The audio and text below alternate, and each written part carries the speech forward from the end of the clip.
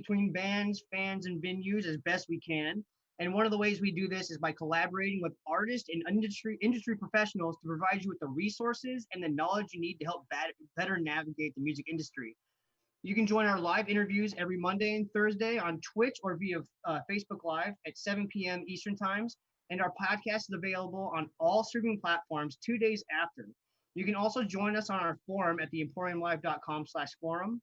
And during the podcast, you can ask questions live. And if you do, my producer tell me about them, we'll get them answered for you directly from our guest. I'm your host, Wallace Totier, and tonight I'm happy to say, literally running a personal marathon to do as much as she can in the all-around art scene with a fresh look on folk music, all the way to spoken poetry and beyond. I'm here tonight to talk to Kendra. I don't know how to say your last name. Oh, it's Mickey, like Mickey Mouse. That's what I thought. And the Bunnies. So we're gonna get talking to her soon. How are you doing tonight? I'm doing very well, thank you. How are you this evening? I'm doing wonderful. I'm finally sitting down in the office and ready to do the interview. I've been running around doing errands all day. That's so nice. This is the final good relaxing spot to hang out with someone I've never met before. True. Well, it's nice to meet you. Good deal. It's good to meet you as well. So before we get into like normal interview questions and stuff, I did want to ask about this thing I found called Songwit. And I looked at it and it seemed to make sense to me at first, but then it didn't, and then I couldn't look at it again. But I know you're on there, correct? Yeah, so Songwit is a way for artists to gather all their links together. Actually, the platform gathers and aggregates all these links for the artist. So I was just going through Google, Kendra and the Bunnies. I like to stay up to date on what all the different things on Google are about myself. So then I came across this platform that lists all my links. So it's like Kendra and the Bunnies. It says Spotify, Apple Music, YouTube, Bandcamp, all of it. So when people ask me, where can I stream your music? I say on all platforms, and I send them that link. Songwit does just like do that. It just gathers it for artists. Like I said, I found it on Google and I was like, this is a wonderful tool and a very pleasant surprise. Additionally, they have a pretty good customer service. So if you're an artist who wants to get listed on their platform or figure out something similar, you can just go to songwit.com and they've got a little message bar that pops up right there. Very cool. Very cool. All right. Thank you for clearing that up, because I'm sure there's people out there who haven't heard of it and would love to know that. And then, to be honest, I personally want to know about it because that works for us too, because we try to be on every streaming service we can. So that is a very easy step right there. Totally. So how old were you when you put out or released your first track? Okay, so I've been singing forever. I've been writing poetry forever. I've been playing guitar for a good number of years, but it wasn't officially until 2019 that I started to play as a singer-songwriter, officially launched my career as Kendra and the Bunnies. So I released the first track in June of 2019.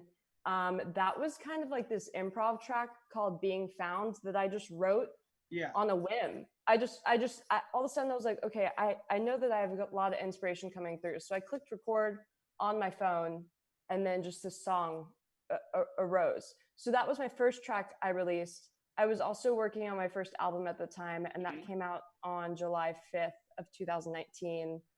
And what was that one called? That's called A Vinyl. Vinyl was your first album. Oh, nice. That's a really good sounding album for your first album.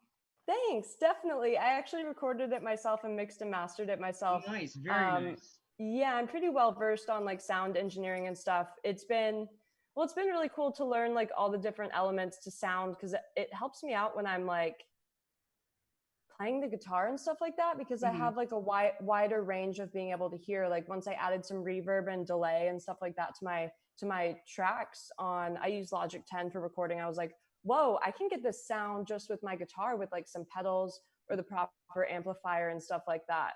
So yeah, it's super fun to record my own stuff. Yeah, heck yeah. So you said Logic 10, that's awesome. What is your favorite like studio equipment to use, and vice versa to what you're on stage with? Okay, cool. So right now I have an interface, an Apollo Twin interface. This is going to be a it's going to be a preamp. And what's cool about Universal Audio is they have like a huge catalog of plugins that most of them you have to purchase, but a few come with the Apollo Twin. So you can pull up that application. Obviously it goes straight into Logic, but you can pull up just like this separate thing that measures the levels. You can do the plugins, the UA plugins on that. So that's what I use to plug my microphone, my headphones, and my guitar into.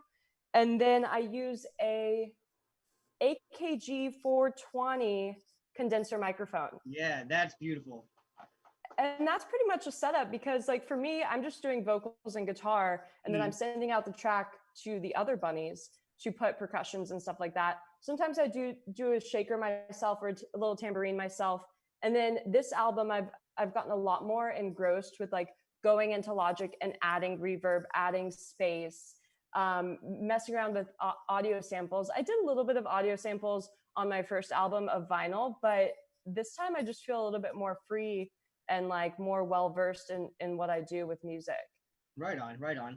So speaking of your album on vinyl, or of vinyl, is there any way that we can get it on vinyl? I was looking earlier today, and I found, digital releases, obviously, and then I think you had at a time, or you still do, I can get hard copies of them, but can I get it on vinyl? Yeah, so actually, okay, of vinyl, the name of vinyl comes from the idea of just like organic, natural music. I'm someone who listens to like classic rock, 1970s, and like those were just printed onto vinyl. So I wanted to say my first album, my singer-songwriter mojo and theme is that I come from a place of classic rock. I come from a place of just like natural music, someone strumming a guitar at a backyard party, or like Laurel Canyon and stuff like that. Years and years of like, kind of honoring those people who came before me, while also saying, I realize I'm in a new place. Because technically it should say like of streaming or of online or something like that. But your whole concept came from that older music. So you're stepping out of that to where you are, and you're of vinyl. I get it. That's beautiful. I really enjoy that. So it's available on compact disc, but I don't have technically any like stock of the full album on vinyl.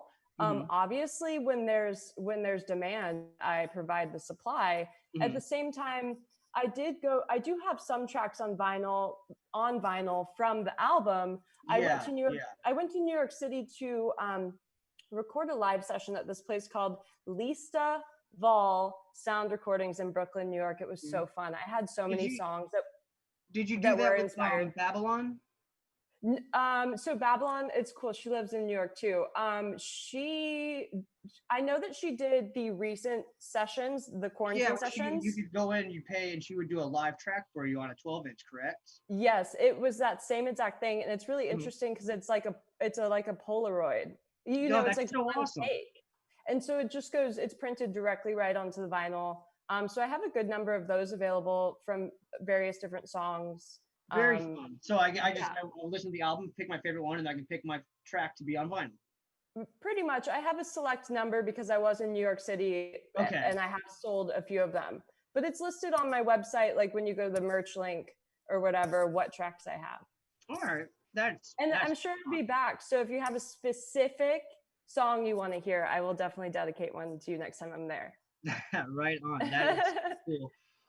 So I know that you've gone your whole life through school and college being in the arts, and I think you were singing a lot earlier, or well, I guess like musical theater before a lot of this came around. But when did you decide to make, because I'm sure you can still do all of it right now, but when did you decide to make a separation of here's going to be acting, here's going to be music, and then where did poetry and spoken word and healing holistically come from, and the explosion of Kendra? Where did this happen? I love this description right now. Honestly, that like gave me so much life. So a few different things. Yeah, started in musical theater. I loved acting. I would act just like every weekend after school. I was always at the theater or in a film class throughout the years. And I love that because it's just like I could really be connected to myself through various characters and stuff like that, and be able to like put on a mask and just also be myself as well. Yeah. Understand the duality of it. Understand the duality. Yeah, exactly. So let's see. Poetry. Okay, so let me start from the beginning of the question, right? Okay, so you said, when did the expression of songwriting arrive? So I had graduated college. I had been studying acting for my whole life. And I was like, why do I feel like something is missing. It was kind of like this existential moment, which I'm sure a lot of people have right after college. I was like, Mhm. what is life? What am I Yeah. doing? Who am I? Like, how am I going to get started on my future and my career? And I just felt like something was missing, even though acting has always been and will always be a huge facet of my life. So I decided to move to Denver, Colorado to do a soul searching mission. And it's almost like immediately once I got there, I was like, oh, I'm a songwriter.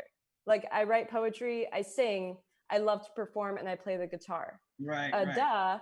So then, so then I kind of like put myself in the underground Denver music scene, just enjoyed myself, got to know people, got to know how like music works and musicians work when they're like, you know, performing and backstage. It was a lot of fun.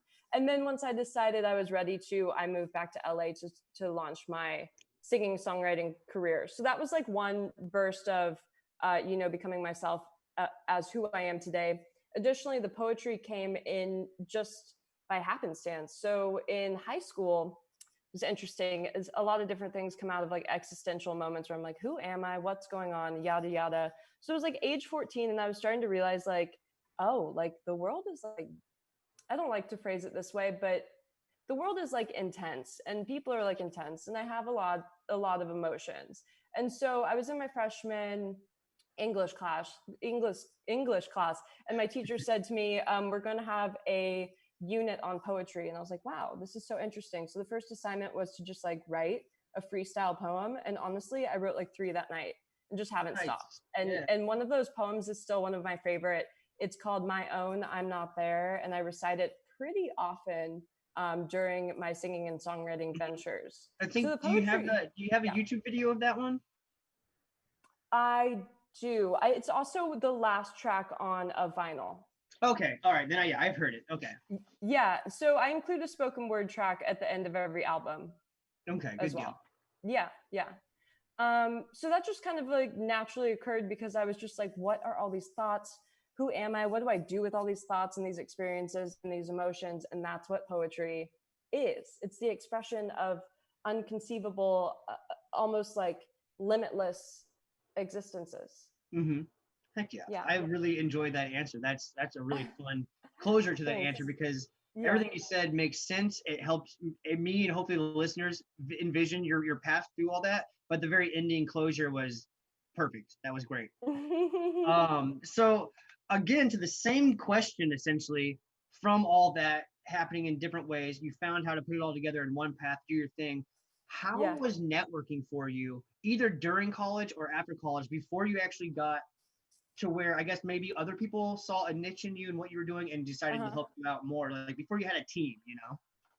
Yeah, that's a good question. So for networking, a lot of that would just be hanging out with cool people at the right time. Yeah. I moved to, so like in college, I had my theater group, I had my rebellious group, I had my music group. Actually, I had a good tight niche of friends that we would go to different concerts with each other and stuff like that.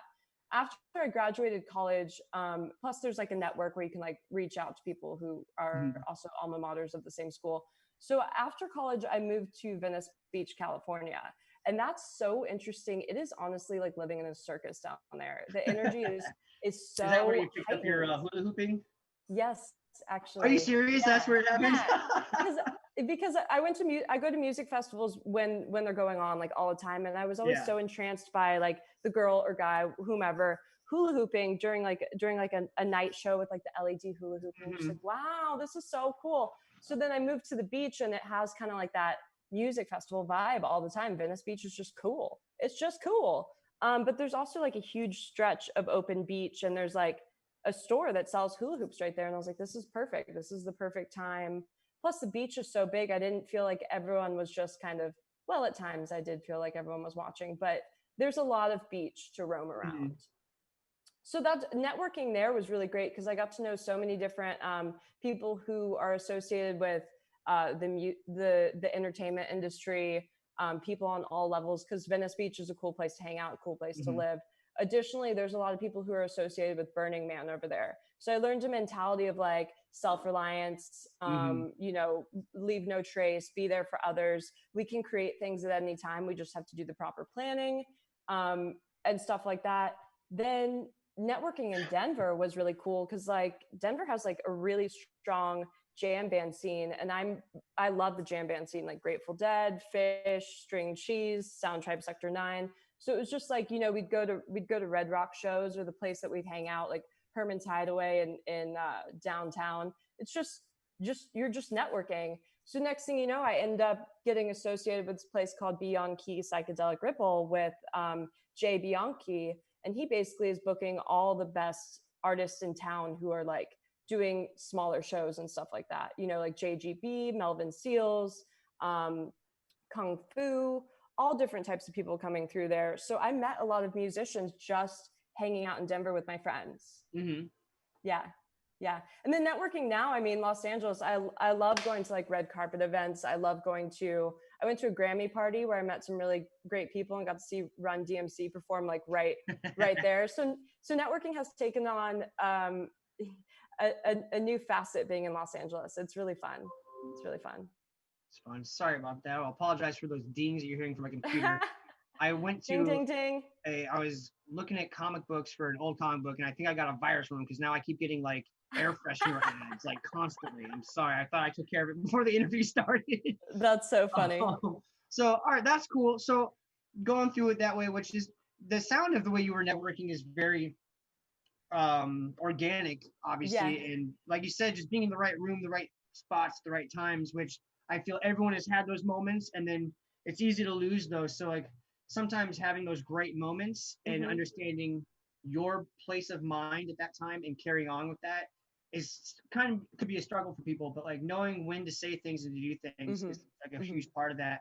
And by doing so, obviously you were able to get enough friction to do your own stuff in front of people and share your poetry and all that. Can I ask, were you getting to a point ever where you were feeling you're finally getting big enough for yourself to where you couldn't just hold it all on your one platter and you needed some extra hands and then reached out?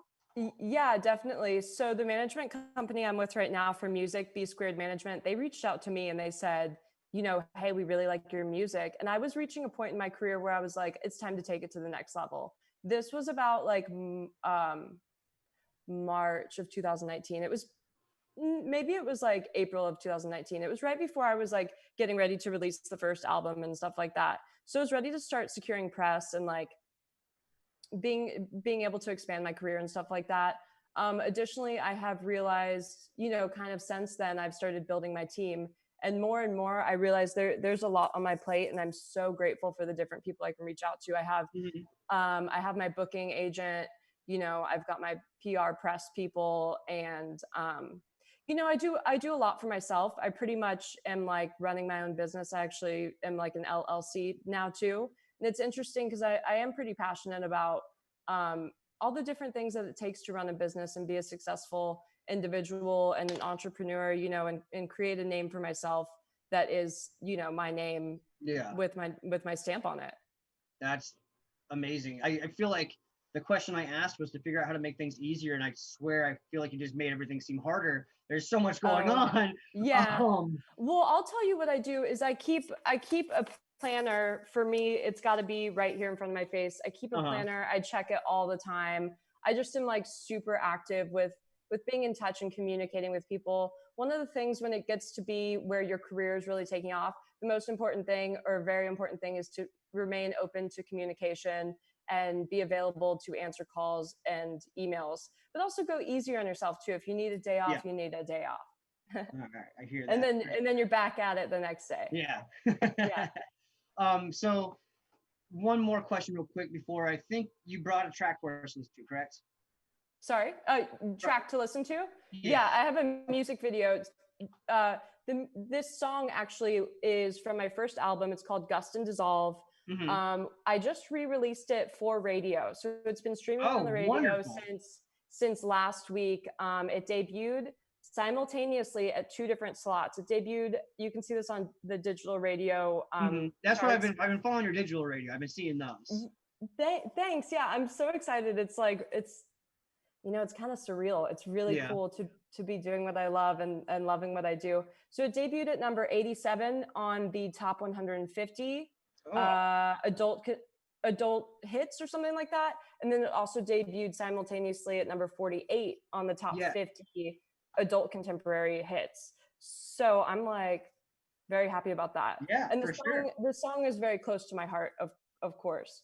Good deal. Let's go ahead and take that a listen. I'm going to make sure that I'm ready to ask you some more questions because you've got so much information. I want to make sure I ask you the good questions. Let's give that a listen to. We'll take a little break. We'll catch you guys all in a second. Don't let this moment lose its fire. It's a misguided little desire. Don't let the moment lose its clout.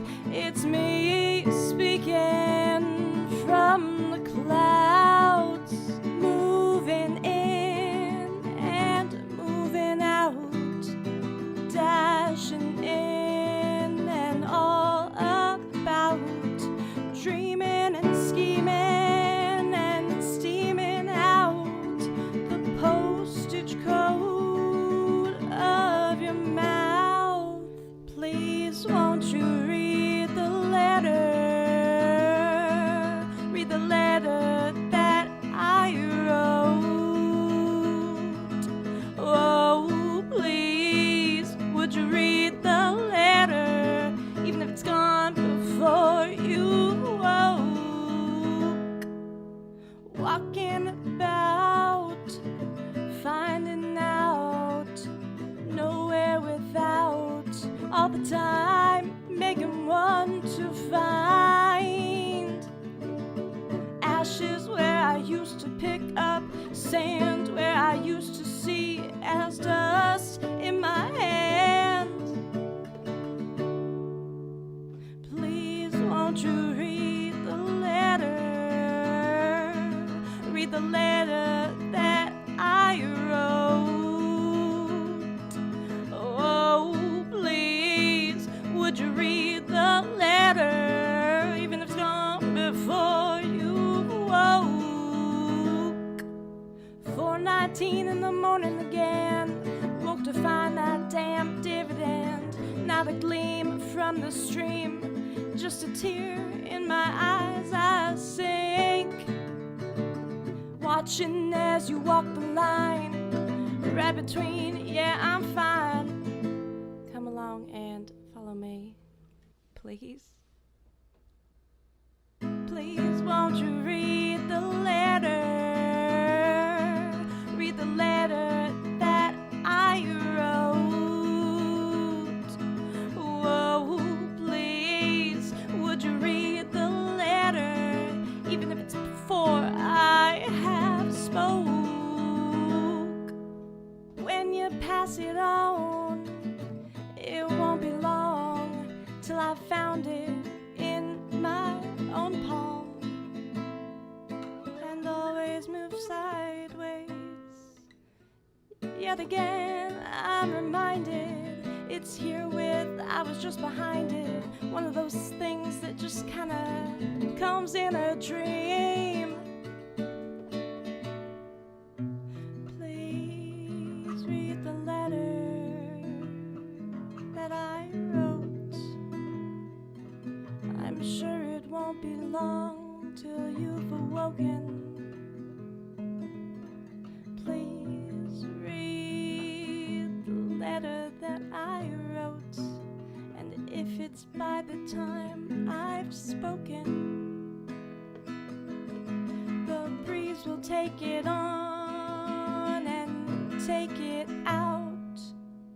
4:19 again, woke to find a letter, another, find a dormant number, find my rule again. I've awoken to find out all about. I've awoken, find my way back. I read the letter that you wrote me, that you wrote for me.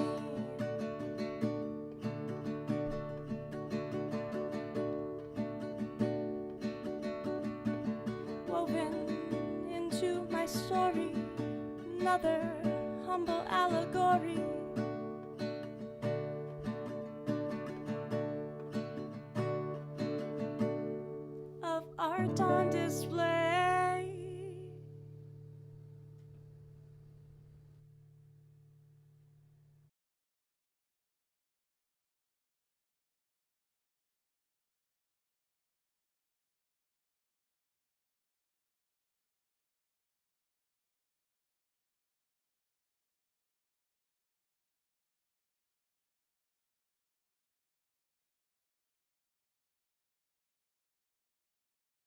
back, everybody. I hope you guys enjoyed that track. Back again, talking with Kendra and getting right back to it. Thank you very much for bringing that new video. And how are you going about distribution these days? Not just the streaming platforms, but who's your main person you're selling through right now, or do you have a lot of them? What's going on with that? Yeah, so for my last single, Silent Sleeper, that came out in February of 2020, that song was distributed by The Orchard, which is a subsidiary of Sony Music Group. Right, yeah. And then my upcoming album is going to be just, it's going to be self-distributed, as well as it's going to be distributed by TMG Street Pride for radio. They're the people who've been helping me with radio, and I've been very happy with that, you know, because for distribution to radio, you have to know people and get your music in front of them and have them like it too. And was that kind of a strategic thing to have a subsidiary of Sony who might have a little bit more oomph in some things to distribute that single for you, and then give you the power yourself to distribute your own whole thing afterwards? Yeah, definitely. So working with The Orchard is great because they distribute to all the main platforms, and it's also really a big step in someone's career when they sign a contract with The Orchard. So I was very happy to do that because there's definitely an application process and an approval process to get your songs heard by them and selected that they'll actually distribute it. Yeah, so it was a really good, really good to work with them. But I am going to self-distribute just because I like to have a little bit more control over my music when I have the opportunity to. Good deal. All right, that's awesome. So I needed to know about your band name, Kendra and the Bunnies. And since your launch in 2019, you were Kendra and the Bunnies. Now, I have a hypothesis that obviously you are Kendra. Yeah. I've been boiling my brain over it all day. Who's the Bunnies? Where are the Bunnies? Are we the Bunnies? Where are the Bunnies? Yeah, so you're definitely a bunny. Y'all are definitely bunnies. I'm definitely a bunny, but the name comes from, for a while, I've gone by the nickname Ken Bunny or Kendra Bunny, just for like years and years. But when it came to naming my band, I definitely wanted to include that element. But I wanted to be the name of like a band of something, you know, instead of Kendra Bunny. That sounds kind of like a pop star or even like a username for like social media or something like that. However, when I do start DJing, I will probably go by DJ Ken Bunny. Okay. But the name Kendra and the Bunnies comes from a few different places. I am very influenced and inspired by the song White Rabbit by Jefferson Airplane. People often tell me that I have a voice that reminds them of Grace Slick, and I think it's a wonderful compliment. I can see that now that you've said it out loud. Yeah, and she's like very intense, and the way that she writes her lyrics it's like light and like all about world peace and freedom and stuff like that, but it's also really kind of intense. I mean, in the song White Rabbit, she's talking about, you know, kind of like going out of your mind, but also realizing what reality is all about, basically like Alice in Wonderland. So I'm also inspired by the White Rabbit in Alice in Wonderland. That has to do with a few different things, with the idea of a character not knowing that they're the main character of a story. The White Rabbit was like so upset that he was late for everything. He's like, I'm late. And it's like, yeah, but the movie just started, the book just started, so you're not really late. And that was something that I have to tell myself with anxiety, because I used to be very like, oh no, I've got to get this done. Like it needs to be done like yesterday and stuff like that. And then when I realized it's like, whoa, I'm creating this self-created fallacy that I need to have something done already. Like no good writer likes a deadline. Writers just like to get it done when it's supposed to be done. Right. Cosmic timing and all that. Cosmic timing, definitely. And that's where the writing comes from. There's this term called automatic writing, and I use that a lot for my lyrics and my songwriting. I was working on a song the other night, and I was like, this is so immensely wonderful that the song just like kind of arrives, and then I answer the door and we get going. Nice. Additionally, the bunnies also come from, on the other end of the spectrum, the Playboy bunnies. You know, I'm a blonde girl. I live in Los Angeles. You know, so I could be this person, like the juxtaposition of things. I've talked about the duality and stuff like that, but the juxtapositions, I mean, I could be this person with this like so much knowledge about how life works and like so many experiences and stuff like that. Or I could just be like a blonde, you know, just like singer, you know, who just, you know, she's got a lot of ideas in her head and stuff like that, you know. So it's kind of like playing around with the idea of being more than just what I seem. Yeah, Um, yeah.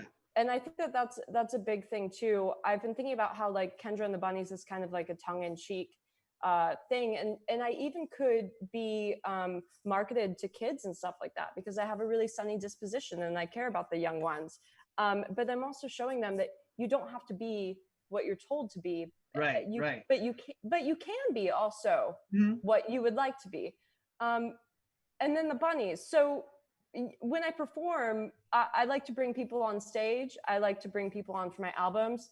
I'm still looking for my full-time band. But that that's was kind actually of my next question was, did you have a full back band? Yeah. So the full-time band is kind of like the question about building my team. It just arrives when the time is right.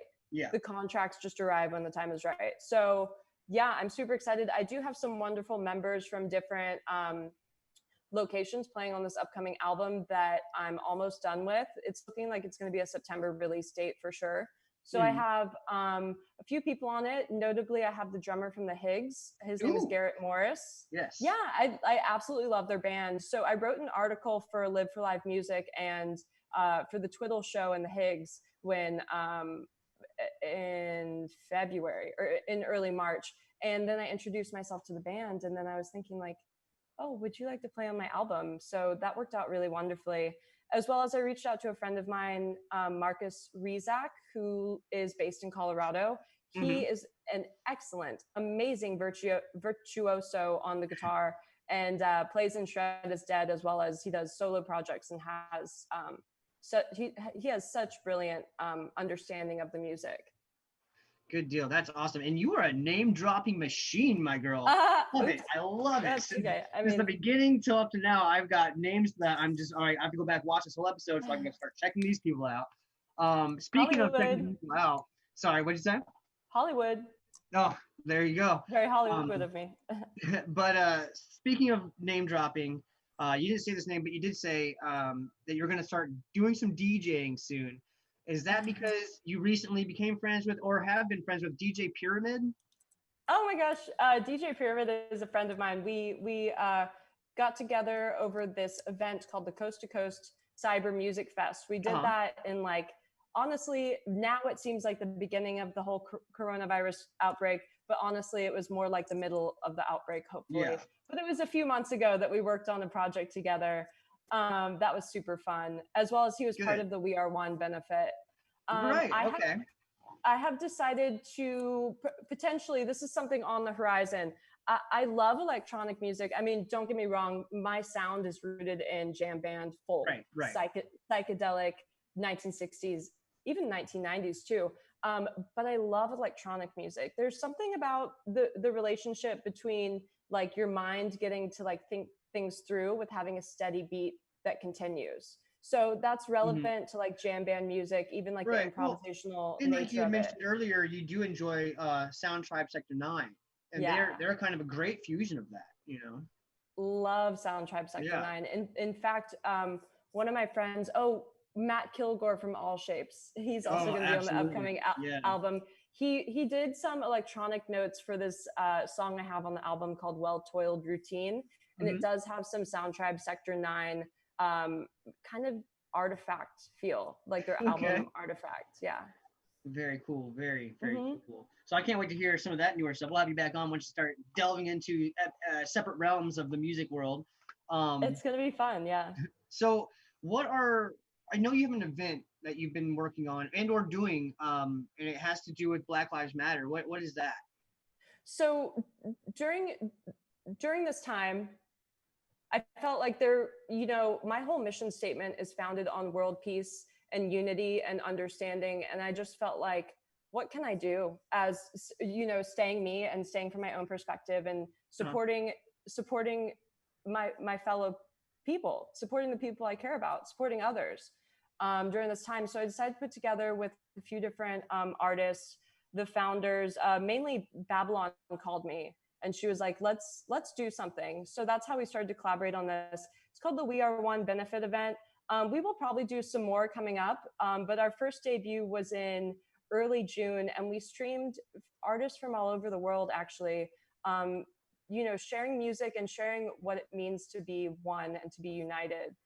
It was a really great event. It really brought some tears to my eyes rewatching all the videos and realizing that, I do have a voice and I do have a capability to bring people together for a greater cause and a greater mission. Good deal. That's awesome. I'm glad to hear that. And I'm glad that you guys got together for it. You guys had a good list. I saw some of the acts you had. I saw some of the people of, I think you called yourselves the founders of it. Great names on that specifically. A few of them that I'm trying to get on here to do some interviews with. But with as good as it made you feel, and hopefully as good as the whole outcome of it was, do you plan on doing more of these? And do you plan on opening up and maybe doing other events and other benefits? Yeah, I definitely am connected to the aspect of my personality that wants to take care of others. So I definitely want to continue doing these benefit events, whether it goes under the same name or if I change the name.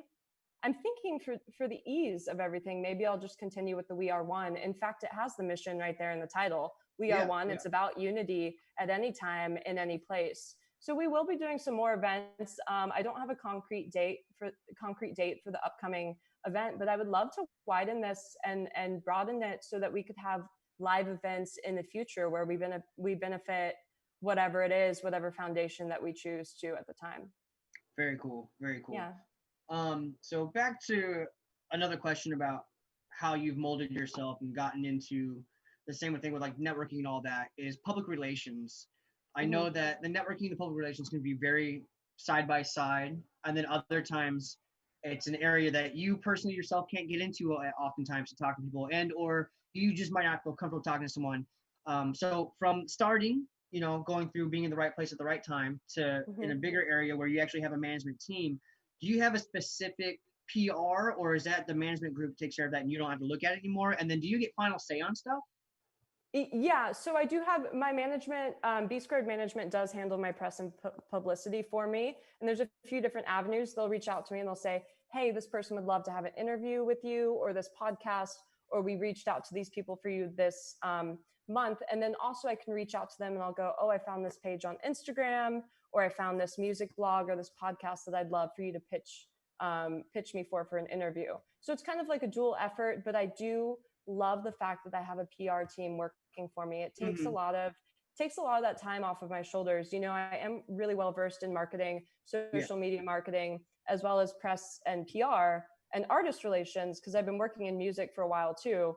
But it's a lot of time to sit down and type out those emails, as well as there's another foot that gets in the door with people, whether the management company already has, or the PR person that's reaching out for you, if they already have a relationship with the blog or magazine, you're more likely to get an interview. However, on the same note, when they reach out to new people that they don't have a relationship with, working relationship with yet, it still makes me look good to have someone else reaching out for me, a PR team reaching out for me.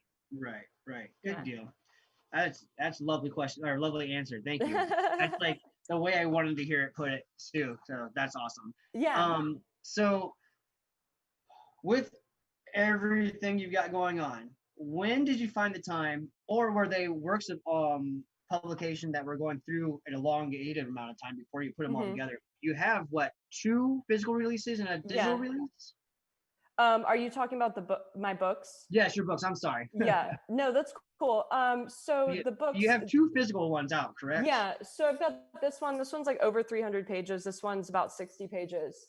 So this one's the politics of. This one is like such a they're both passion projects, but this one is like the first passion project where I was like, I'm an artist, I'm a writer, I can put things out on my own, I can edit, I can do all this, and like took myself seriously and my word and my craft seriously. So for this was a compilation. It's called The Politics of. It's available on Amazon, through my website, Barnes and Noble, online, stuff like that. So I started to get the idea. I was like, I want to write a book. And I was like, what do I write about? And then as I was like gathering some ideas of how I could start to approach what I would write about, I realized I have a big basket of all these journals and all these years of poetry. Because I told you I mentioned at the beginning of the interview that I started writing poetry at age 14. So I just had like all these poems, and it was like, so it was comfortable to put it was them just together. destined. It was meant It to just do. was Yeah, just it was like already destined. ready. You already worked on the book and then didn't realize it, and then you're like, oh crap, my bad. Sorry, younger self. Put it together. Yeah. And so I started putting it all together, and it just you know, it's from like years of poetry throughout the years. And then this one, this is a 60-page prose poem. I wrote this while I was living in Venice Beach, and it's a long form poem. It's a little wacky. I have to admit, it's a little wacky, but it's what I was going through at the time. So, and it's in the realm of like other American poets who have come before me who write about how they see society. So specifically in this work, I'm talking about who we are when we strip away media and cultural conditioning. I mean, there's so much of an aspect, and I think this is really becoming relevant these days, where the media helps us inform our own reality. But who are we when we take away media? Are we unique individuals, or are we pre-programmed entities? Is it some of the poetry in there kind of designed to help people who are trying to strip that away and be comfortable in their own skin again, in a way? Yeah, definitely. I mean, it was my process of like writing myself back to some semblance of that's fun. of myself. Yeah, because I felt like, I mean, I don't think that you can necessarily lose yourself or anything like that, but you can get pretty close to it. So I got to this point where it's just like, wow, I need to write write myself back to who I am. That's awesome. That's really cool. I think it's even more fun that as you were writing the second book, it was to talk to yourself, and then now you're able to give it out and put that positive forward to other people. You know, you made the splash in the water and let the ripples go. Yeah. Well, yeah, I was just reminiscing on the way that I phrased, like, I told you I started writing at 14, and I feel like that tone didn't have any description for like what I was saying, but I don't know. No, it's good. It was fine. It was perfect. It was more direct. It maybe wasn't as fluidly poetic as you would wanted, but it was very direct, and the point was there. Super direct. It was like, I told you I started writing at 14. How embarrassing. It's all good. So I'm going to ask a personal question, and you can go into as much detail as you can, because I'm sure once I say this, and other people who don't know, when they hear what I'm going to say, are going to be like, oh, wait, yeah, how did that happen?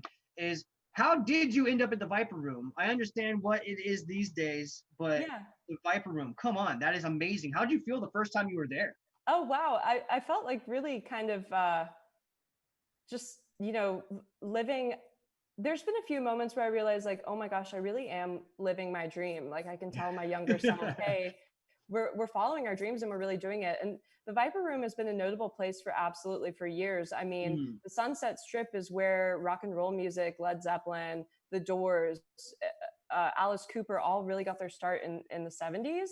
Yeah. And it was just such a wonderful place. There's so much history there at the Rainbow Room, Whiskey A Go Go, and the Viper Room too. So I got approached to play at the Viper Room. They have the upstairs section where they have big bands, and they have the downstairs section, the acoustic lounge for singer-songwriters. So I definitely look forward to playing on the main big stage when they have the rest of the bunnies. But I played in the acoustic lounge. I've played there 2 or 3 times, and I definitely am looking forward to playing there once society returns to live music. Yeah, absolutely. And so the times that you have been at the Viper Room, it was primarily solo, correct? Yeah. Okay, and then so when you were there, did you take advantage of that and do some of your spoken word and poetry and stuff, and or speak on some of your holistic views and things like that? Yeah, so I am still kind of working on my banter in between songs and finding that in between section of like what I should say and having something to trigger me to remind me to say it as well, unless I script out what I'm going to say before. Because like when I'm in an interview, I know what places to go to and what to talk about. But sometimes when I'm on stage, the music is doing that for me. So in between songs, maybe I'll say a joke, or I'll say kind of, one of the things that I was talking about recently is how I regained confidence as of lately, because I realized that me thinking that I didn't have confidence what was causing me to have a lack of confidence. So I'll share little things like that. When I was at the Viper Room, I definitely took advantage of getting photos and securing my place in the history of myself, for sure, and reaching out to other people and meeting other people, getting to know the people who work the door, the sound engineer, the bartenders, people who are regulars at the venue and stuff like that. Gotcha. That's awesome. Yeah. So thank you very much for answering that for me, because Yeah. the minute I saw some of the spots you played at, and I was like, well, that's fun, that's really cool. I saw Vibe Room, and I was like, that's a dream. Like, so thank you Absolute dream come true. yeah, Yeah. that's amazing. So to answer your question about the spoken word, I will read the crowd depending on what the crowd is like that day, because I've had spoken word times where it's you could hear a pin drop in the venue. I played at the Mint in January, and it's a pretty big venue. There's quite a few people there, and I started my spoken word, and people were like, "Shh, y'all, she's doing poetry right now," and it's really cool because I have people Awesome. come They up. were like respected it and they were down for it. That's great. Yeah, I have people come up to me after, because like one of the biggest things is like being emotionally okay with like who you are, what you stand for, the people you associate with, the different thoughts that come to mind. So it's like, as an artist, I like to showcase the fact that like vulnerability. I mean, there's so much power in vulnerability and being able to share that. Even when I feel like there's a certain way that I could answer something and I answer it a different way, it's like, oh, well, you know, like it's still great, you know, it's still good. And so yeah, Super I like cool. to have that vulnerability. Yeah, it's either gonna go really well for you or it's gonna teach you something new. And either way it goes, when you walk out of there, you're gonna have a new idea regardless. So yeah, it's and it'll vulnerability lead to a song or something like that, or friendship as well. I've met a lot of friends where they're like, whoa, when I heard your song Well Toiled Routine, I didn't know you got down like that. And I was like, yeah, man. And I know the underbelly of society. I know how politics really works, you know? And now they're like lifelong friends. And so you do have you've done something in the past that made you walk away with a new idea, and that new idea was a podcast which aired last Saturday, I believe. When can we expect a new episode, and when are you going to start having guests on there? Okay, so the guests start next week. First episode was last Saturday, and I'm going to release every other Saturday from here on out. So the next one is scheduled for Saturday, July 25th. And the first artist I have on, I actually already mentioned him, is Matt Kilgore from All Shapes and Nervous Vulpus Band. He's actually one of the people who I've become good friends with after having some shows together. His band was on the same lineup. The name of the podcast, thanks for asking about it, is called The Politics of Kendra. Like I mentioned before, I am very passionate about a lot of different things. And the term politics of came from like, what comprises an individual, what comprises a situation, or a topic of conversation as well. You know, everything has politics. So I'm going to bring people on, and we're going to talk about music, culture, art, spirituality, anything in the entertainment business. And then we'll just see where the conversation goes as well. Very cool. That's awesome. That's super chill and relaxed. That's super cool. I'm very happy to hear about that. Yeah. And then another thing getting ready to come up for you is, I believe tomorrow is the 17th, if I'm correct, and you're playing at Deadhead Land, right? I am so excited to play for Deadhead Land. Yeah, the show's tomorrow. Have you seen the flyer up for it yet? I'm sure you have, but have you? I made the flyer. Are you talking about the one with the lightning bolt? So good. Yeah. I am in love with that flyer. I love it so much. Thank you. Yeah, Deadhead Land is a very notable channel in our scene. I mean, they've been supplying awesome t-shirts to Shakedown Street for years, doing tapes of shows, sharing like archived Grateful Dead footage forever, you know. And they have like a really, really great channel for our group of people who love the Grateful Dead. So yeah, I'm performing there tomorrow at 4:20 Pacific time. Awesome. I'm going to play for about an hour. Yeah, I'm super excited about it. It also was listed on Jambase for featured live streams as well. So I'm like ecstatic. Will it be streamed? I'm sorry. Will it be streamed online also? Yeah, it'll be streamed on Facebook /Deadhead Land. Okay, cool. Like their main Facebook page, as well as they're going to link it up on their website, which I believe is deadheadland.tv. Okay. Yeah. Good deal. So awesome. All right, and even cooler is you made the flyer. Like as soon as I saw that flyer, I was like, I'm totally watching this. Like whatever. That's cool. It's beautiful. It's so fun.